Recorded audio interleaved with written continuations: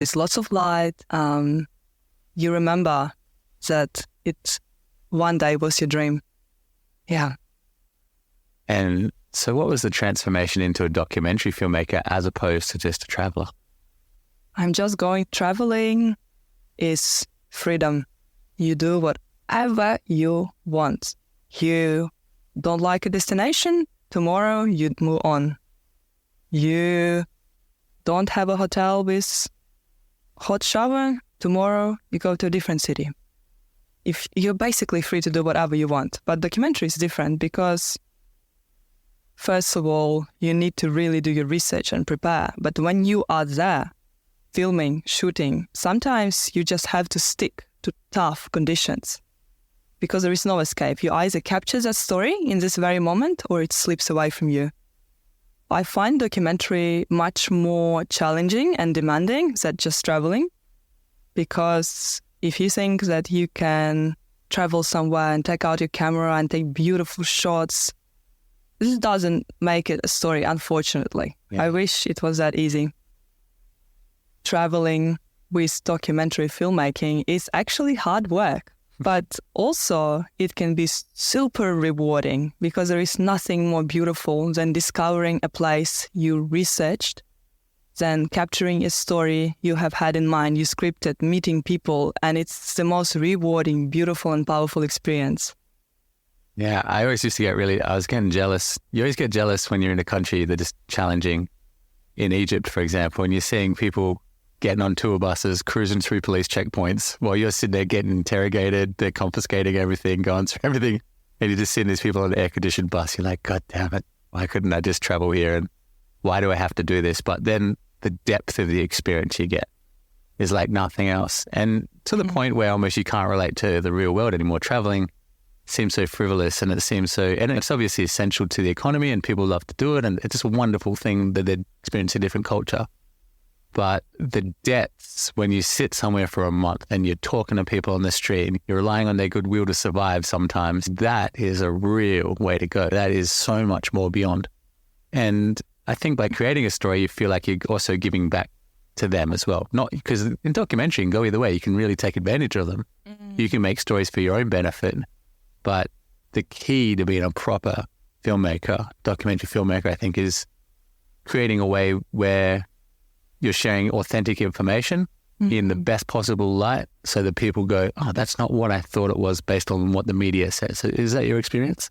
That's a great question, because every time someone trusts me with sharing their story, I feel the responsibility of how that would be portrayed. I do love documentary when it's honest, when the viewer can make their own judgment without saying some extremely dramatic things. It's very dramatic music. Yeah. And the responsibility for trust that you are given by other people is very real. Yeah. And what's some of the ways that you consider in this latest Pakistani documentary, what's some of the ways that you considered how people might be portrayed? Sometimes in Pakistan, if I wanted to interview someone, I would just stand there with my camera in a location. Like, for example, I need to interview a truck driver. So instead of coming up to the truck driver, I would just stand there, and all of a sudden you gather a group of people who are very curious to be interviewed, and you can just pick and choose. Okay, this person looks really interesting. I love their blue eyes and their purple scarf. And then they come to you and share their story. Yeah, that's a smart way. That's a good way to do that. Just to sit there, because you always, for example, when we shot in India with Adam, that was a tricky one because you're trying to get something done and that crowd of people comes behind you. There was a point where he was trying to do a monologue on a bridge and it was like he'd written his own monologue and he'd memorized it, but it was a good 5 minutes worth of delivery, like the David Attenborough, the classic, like, here we are in India. And man could not get through it because there was like people honking their horns. There was like 50 people just walking in front of the camera, gathering around him, and it was a hassle. But that was because we were trying to do something that we wanted to do in their environment, where you're saying you embed yourself in their environment and then the stories, the characters come to you. What's some of the characters that you interviewed in these Pakistani series? One of the interesting characters I can tell you about was a 13-year-old boy. He was from a city called Peshawar. So his whole life, he's been working as a butcher since 6 years old, helping his father, who is sick. And we interviewed him about, what do you think your dream is? And his dream was to have a bicycle to commute to work every day. Part of that episode was making whatever dream the street kids wanted come true. We simply went to the shop, got a bicycle and brought it to that small boy, and lights up. The whole street is just cheering. And then we see the father praying to God, thanking God for this bicycle, which was heartwarming. And regarding the other interviews, there would be also an episode about Sufi shrines, about the secret ceremony of Sufi shrines in outskirts of Lahore. And there the situation was very similar. You come there as a woman, blonde woman with blue eyes, with a camera, and all of a sudden you gather an humongous crowd of people, kids, men, everyone is just having their eyes on you. So the question is, do you have enough courage to be brave to conduct those interviews? Because it's the perfect moment. You have all the attention, so you can just pick, okay, is this person looking at me? They look interesting. Can we go and interview them? Yeah. And it was an intimidating situation. Sufi is predominantly male religion, isn't it? And usually involve drugs and dancing and crazy stuff. What, did you worry about your safety, or did you worry about flash mobs or anything like that? Intimidating? Absolutely. And I've been intimidated almost, I would say, most of the time, okay? Not just Sufi, but any other episode, because you just gather so much attention anywhere you go. But Sufi was really intimidating, but short, just 3 hours of filming. Anyways, did I feel unsafe? Yes, I felt unsafe. But not unsafe enough to go away. You have this tingly feeling in your chest of being somewhere on a wild religious ceremony where people are dancing, they are swirling, everyone is high, marijuana, smoke, fire, all the eyes are also on you. You're trying to capture interviews. It's 12 o'clock at night. And is it because you're a product of your environment, the way you were raised, and a toughness that you have that you could sit in the fire? Or is it just, I have no choice, I asked for this and now here I am and this is what I'm going to do? I guess it's a combination of factors. You do your research, so you know what it's going to be like. And then you're like, okay, I have no choice. Now you got to sit here and just be like, it is what it is. This is, yeah. Embrace the mystery. Yeah, absolutely.